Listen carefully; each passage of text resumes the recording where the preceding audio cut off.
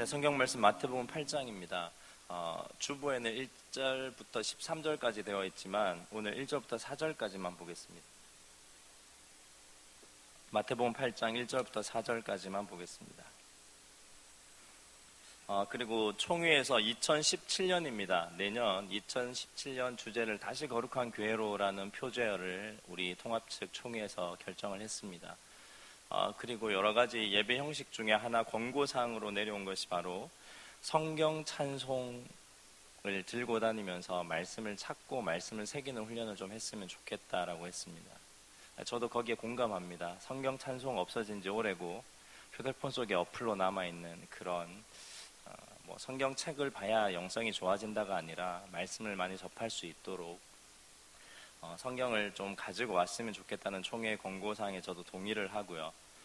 여러분들 오늘은 그래서 말씀을 제가 전할 때 몇 구절을 좀 찾을 겁니다. 좀 힘들겠지만 말씀 성경으로 같이 한번 찾아서 읽어보는 시간도 그렇게 가지도록 하겠습니다. 마태복음 8장 1절부터 4절입니다. 제가 봉독하겠습니다. 예수께서 산에서 내려오시니 수많은 무리가 따르니라. 한 나병 환자가 나와 절하며 이르되 주여 원하시면 저를 깨끗하게 하실 수 있나이다 하거늘 예수께서 손을 내밀어 그에게 대시며 이르시되 내가 원하노니 깨끗함을 받으라 하시니 즉시 그의 나병이 깨끗하여진지라. 예수께서 이르시되 삼가 아무에게도 이르지 말고 다만 가서 제사장에게 내 몸을 보이고 모세가 명한 예물을 드려 그들에게 입증하라 하시니라. 아멘. 5장, 6장, 7장이 마태복음 5장, 6장, 7장이 예수님이 산에 올라가서 많은 무리들을 제자들을 부르시고 그 제자들 외에도 많은 무리들이 따랐는데 산에서 가르친 5장, 6장, 7장 말씀입니다. 그 무리가 산에서 말씀을 마치고 내려오는 광경으로 오늘 8장이 시작합니다. 특별하게 8장과 9장 이 두 장 사이에는 이적과 기사가 10가지가 나옵니다. 그런데 물론 그 이전에도 소개하시는 장면이 있습니다. 일단 이 8장, 9장의 치유 10가지 치유 사건 기적이 일어났는데 그 결론을 어떻게 내냐면 9장 35절부터 38절까지입니다. 우리 성경을 한번 그 다음 장이니까 한번 보도록 하겠습니다. 마태복음 9장 35절부터 38절입니다. 산상수훈 가르침을 마치고 내려와서 10가지의 이적이 끝난 다음에 그 상황을 어떻게 정리하느냐 이렇게 정리합니다. 35절부터 제가 읽어드리겠습니다. 예수께서 모든 도시와 마을에 두루 다니사 그들의 회당에서 가르치시며 천국 복음을 전파하시며 모든 병과 모든 약한 것을 고치시니라. 어디서 많이 본 말씀 아닙니까? 예수님께서 사장 제자들을 부르시고 군사를 그렇게 모집하시고 너희들이 싸울 전쟁은 이런 것이다 라고 한 4장 몇 절입니까? 23절 말씀입니다. 4장 23절에도 이렇게 나와 있습니다.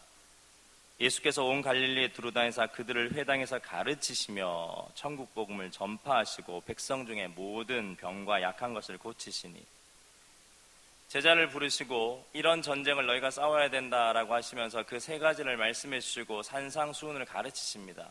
산상수훈을 가르치고 사람들을 가르쳤으니까 실습을 해야 되지 않겠습니까? 이렇게 하는 게 전쟁이다라고 몸소 예수님이 10가지의 이적을 보여주시는데 그 결론이 이겁니다. 내가 하는 것은 이런 전쟁이다 고치시니라 하고 36절에 이렇게 설명합니다. 무리를 보시고 불쌍히 여기시니 이는 그들이 목자 없는 양과 같이 고생하여 기진함이라.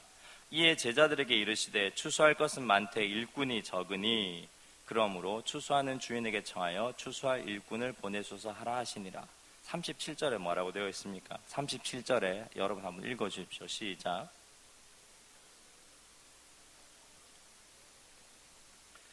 좀 아이러니하지 않습니까? 제자들도 따르고 수많은 무리가 따라서 엄청난 사람들이 같이 내려오는데 그 내려오는 상황 그리고 많은 사람들의 8장 9장에 10가지 이적을 더 일으켰으니까 사람은 수도 없이 더 많이 따를 겁니다. 그런데 예수님께서 사람은 많은 것 같은데 일꾼은 없다 그렇게 표현합니다. 예수님께서 수는 많아졌는지 모르겠지만 일꾼은 하나도 안 보이는데 안 보인다고 이렇게 탄식을 하십니다. 오늘 저는 이 말씀에 큰 도전을 받습니다. 일꾼이 없다. 여기 사부 예배를 들으시는 우리 청년들, 성도님들 참으로 많이 있습니다. 예배 통계 내보면 한 50분, 60분이 예배를 들으신다는데 이 60명을 바라보면서 예수님은 무슨 얘기를 하실 것 같습니까? 예배드리는 여러분을 향해서 예수님 뭐라고 하실 것 같습니까? 기쁘다. 내 마음에 합한 자들이다. 죄송하지만 사람들은 많이 앉아있지만 저는 그런 생각이 안 듭니다. 분명 사람이 없는 것은 아니지만 하나님께서 일꾼은 없다라는 똑같은 얘기를 하실 것 같습니다. 그래서 제 교회는 이 오늘의 일꾼이 없다라는 말씀이 우리 예배를 향한, 우리 구의교회 청년부를 향한 말씀으로 들립니다. 그래서 오늘 8장 1절부터 4절까지의 이 이적 고침을 통해서 어떻게 하나님께서 이 일꾼이 없음에 대한 기회를 우리에게 허락하셨는지 좀 나눠보려고 합니다. 8장 1절부터 4절에 보면 산에서 내려오는 장면으로 시작합니다. 8장 1절이 예수께서 산에서 내려오시니 산상에서 수운을 다 복음을 다 전하셨습니다. 예수께서 산에서 내려오시니 수많은 무리가 따르니라 라고 되어 있습니다. 이스라엘의 이 지방의 구조는 그렇습니다. 산이나 호수나 외곽 지역에 있습니다. 그러면 산 중턱 밑으로 내려오면 마을이 있습니다. 이걸 진이라고 합니다. 진영이라고 합니다. 마을이 있습니다. 그리고 마을 둘레로 진 밖에 이렇게 거주지들이 있습니다. 그리고 그 다음에 산이나 강들이 있습니다. 전통적으로 이스라엘은 이렇게 마을을 이루어져 있습니다. 결국은 산에서 말씀을 마치고 내려오시니 결국은 진 밖에, 마을 밖에 어떤 한 사람과 만나게 됩니다. 그래서 이런 장면이 가능한 것입니다. 왜냐하면 2절에 보면 한 나병 환자가 나왔다고 되어 있습니다. 나병 환자는 레위기 율법에 어떻게 되어 있냐면 레위기 13장을 한번 찾아보겠습니다. 오늘 성경 가져오신 분들은 레위기 13장을 한번 보십시오.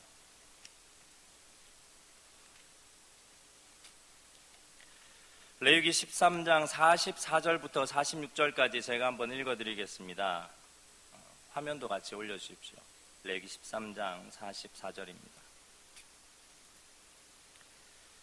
이는 나병 환자라 부정하니 제사장이 그를 확실히 부정하다고 할 것은 그 환부가 그 머리에 있음이라. 이 13장 전체를 통해서 나병이 어떤 병인지 설명합니다. 그래서 제사장이 이 사람은 나병이다, 나병 아니다, 요즘 말로는 한센병이라고 합니다. 한센이라는 사람이 걸려서 이 병을 다 그렇게 명명을 했는데 한센병입니다. 나병, 문둥이 이렇게 부르는 병입니다. 그 한센병 걸린 사람 한 명이 제사장이 한센병이다라고 얘기를 하면 45절에 나병 환자는 어떻게 해야 되냐면 나병 환자는 옷을 찢고 머리를 풀며 윗입술을 가리고 외치기를 부정하다 부정하다. 사람들이 지나가면 윗입술을 가리고 머리를 풀어헤치고 산발을 한 상태에서 나는 부정하다 부정하다 외치는 게 율법이었습니다. 꼭 누구 같습니다. 46절에 그래서 이 사람이 병 있는 날 동안은 늘 부정할 것이라. 그가 부정한 즉 혼자 살되 진영 밖에서 살아야 됩니다.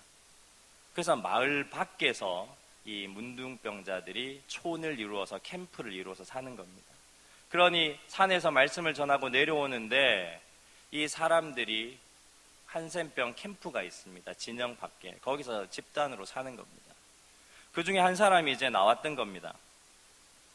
그러면 어떻게 해야 됩니까? 많은 사람들이 지나가니까 머리를 풀어헤치고 옷을 찢으면서 윗입술을 가리고 나는 부정하다 부정하다 이렇게 얘기를 해야 되는데 이 사람이 그런 얘기를 했습니까? 마태복음 8장을 가보십시오.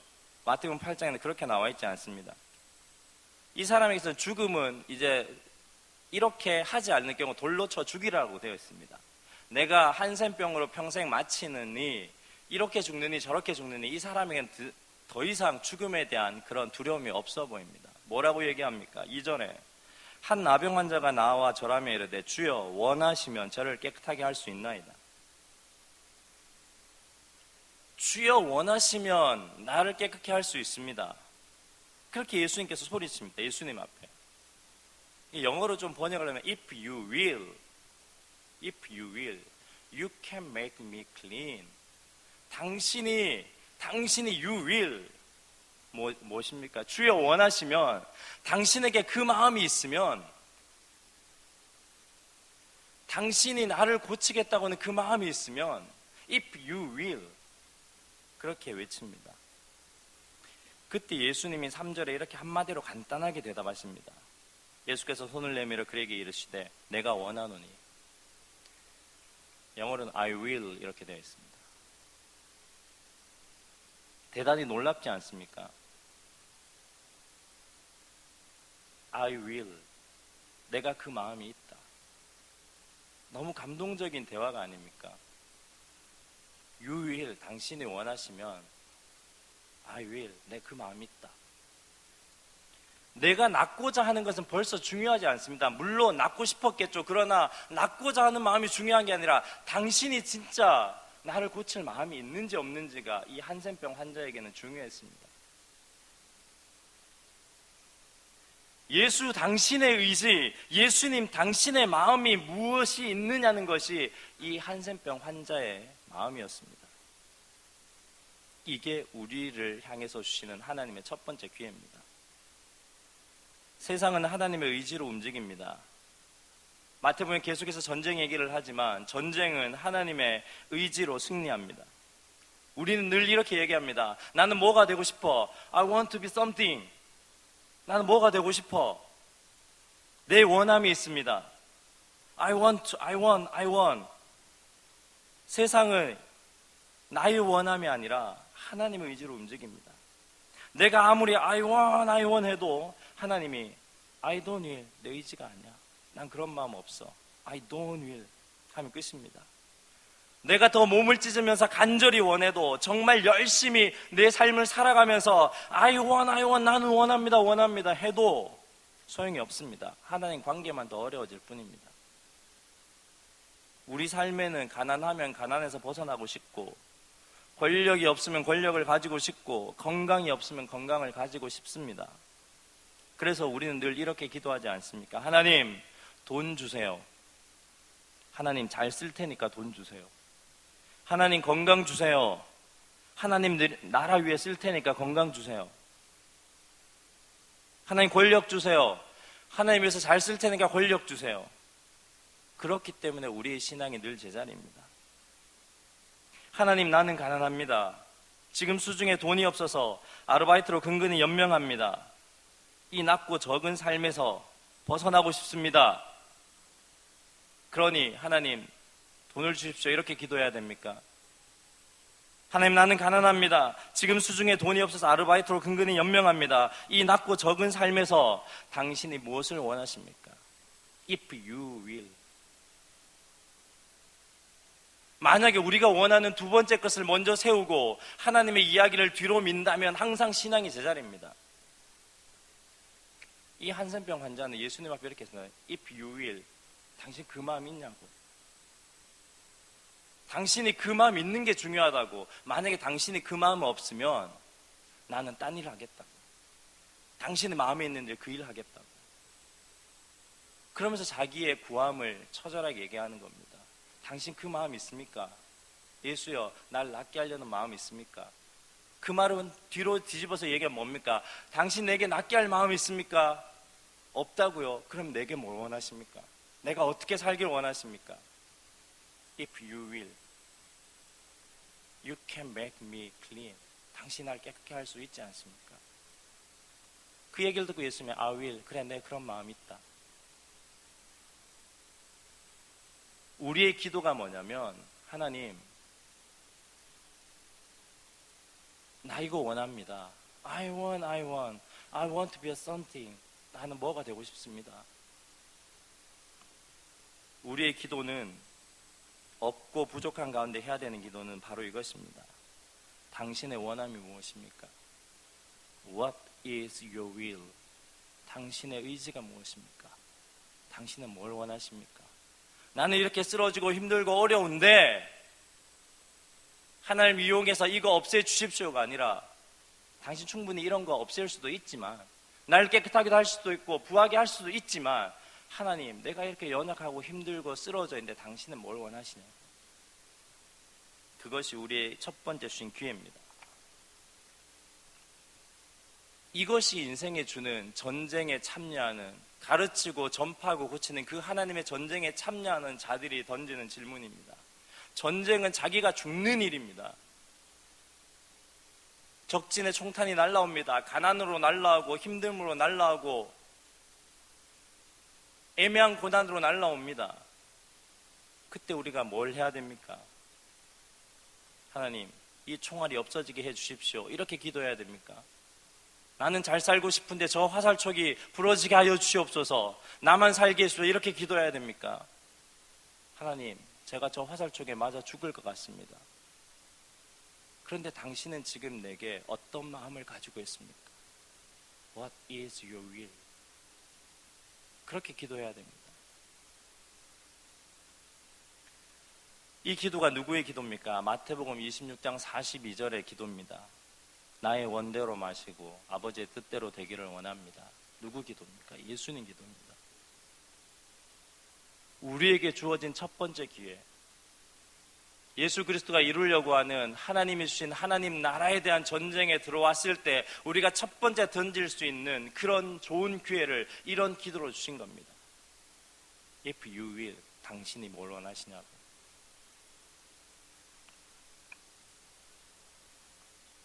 그때 예수께서 I will, 내가 그 마음이 있다고 즉시 깨끗하게 낫습니다.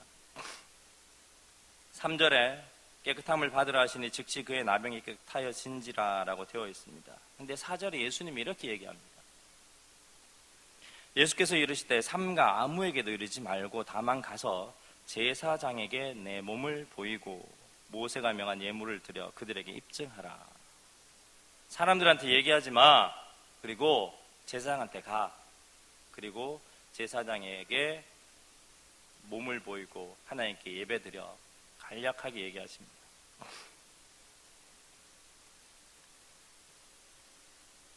이 상황은 어떤 상황입니까? 한센병을 앓고 있는 관심 없는 짐 밖의 영혼에 대한 우리의 태도, 이것이 오늘 본문을 통해서 하나님의 전쟁을 치는 자에게 둔 두 번째 기회입니다. 무슨 말씀이냐? 레위기 14장을 다시 한번 찾아보겠습니다. 레위기 14장입니다. 13장에 어떤 사람이 문둥병이 걸리는지 한센병이 걸리는지를 얘기한 다음에 그 걸린 사람들은 짐 밖에서 지내면서 이렇게 해야 된다, 그렇지 않으면 돌로 쳐 죽인다라고 얘기해놓고 이 사람들이 나으면 어떻게 하느냐를 14장에 적고 있습니다. 14장 1절입니다. 여호와께서 모세에게 말씀하여 이르시되, 2절입니다. 나병 환자가 정결하게 되는 날의 규례는 이러하니, 나병 환자가 나았을 때 어떻게 하느냐, 곧 그 사람을 제사장에게로 데려가라, 이렇게 되어 있습니다. 제사장에서 데려가라 라고 합니다. 근데 3절에 제사장은 진영에서 나가 진찰할지니 그 환자에게 있던 나병 환부가 나았으면 제사장은 그 정결함을 받은 자를 위하여 명령하여 살아있는 정결한 새 2마리와 백향목과 홍색 실과 우슬초를 가져오게 하고, 그렇게 해서 이제 제사 드리는 방식을 설명합니다. 2절을 보면 이렇게 설명하고 있습니다. 나병 환자가 정결하게 되는 날의 규례는 곧 그 사람을 제사장에 데려가라. 이게 무슨 말씀이냐면 통상적으로 그 상황을 설명하는 겁니다.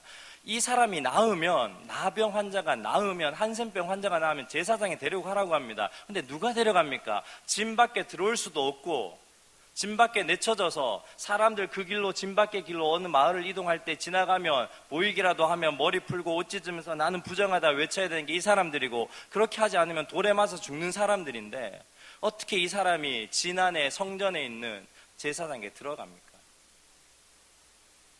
상황을 이렇게 설명하는 겁니다. 제사장에 데려가는데 3절이 중요합니다. 3절을 한번 읽어주십시오. 3절입니다. 시작.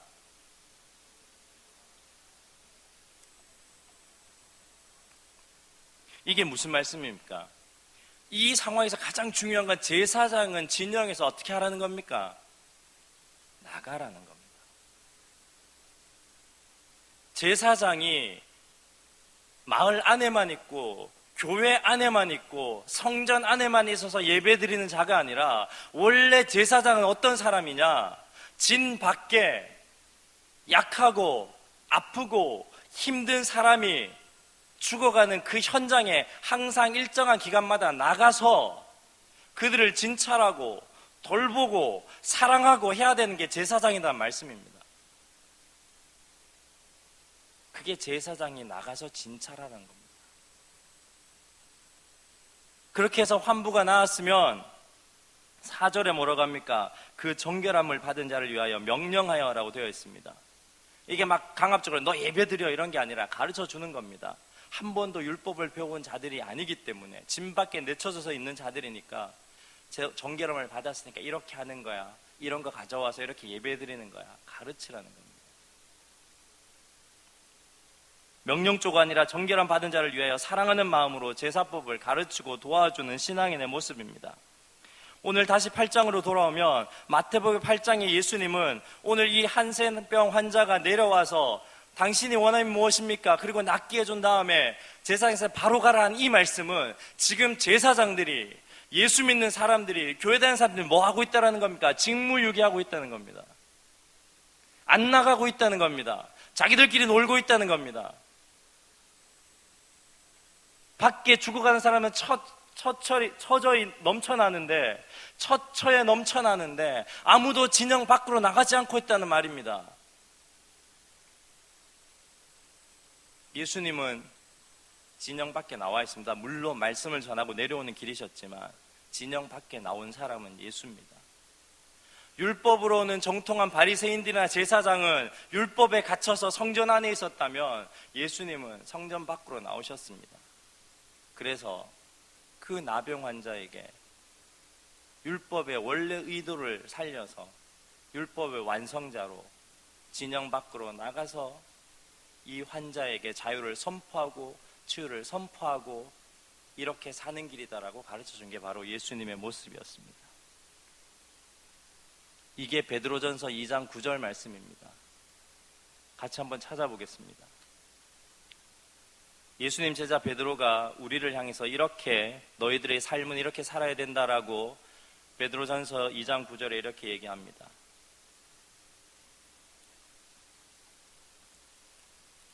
함께 읽도록 하겠습니다. 시작. 그러나 너희는 택하신 족속이요 왕같은 제사장들이요 거룩한 나라요 그의 소유가 된 백성이니 이는 너희를 어두운 데서 불러내어 그의 기이한 빛에 들어가게 하신 이의 아름다운 덕을 선포하게 하려 하심이라. 여러분이 누구라고 얘기합니까? 왕같은 제사장이다라고 얘기합니다. 무슨 말씀입니까?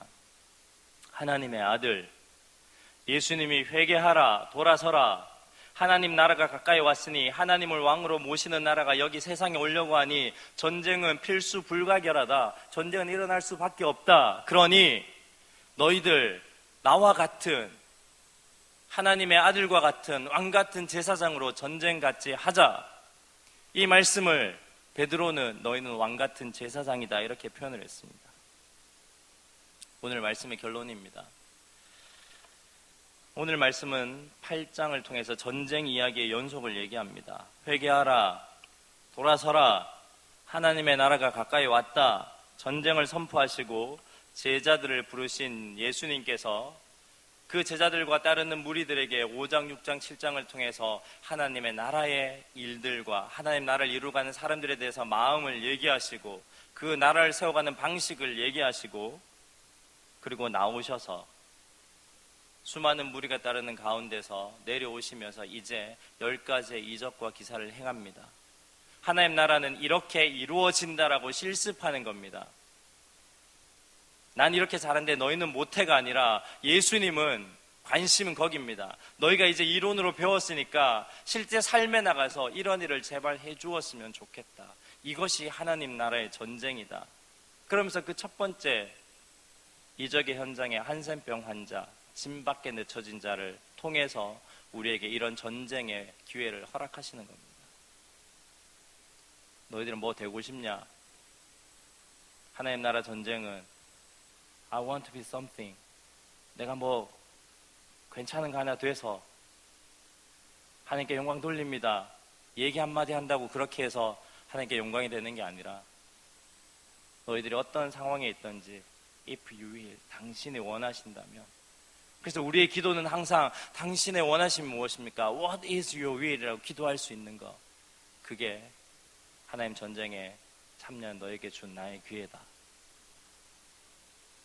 그리고 너희들이 어떤 사람들이냐?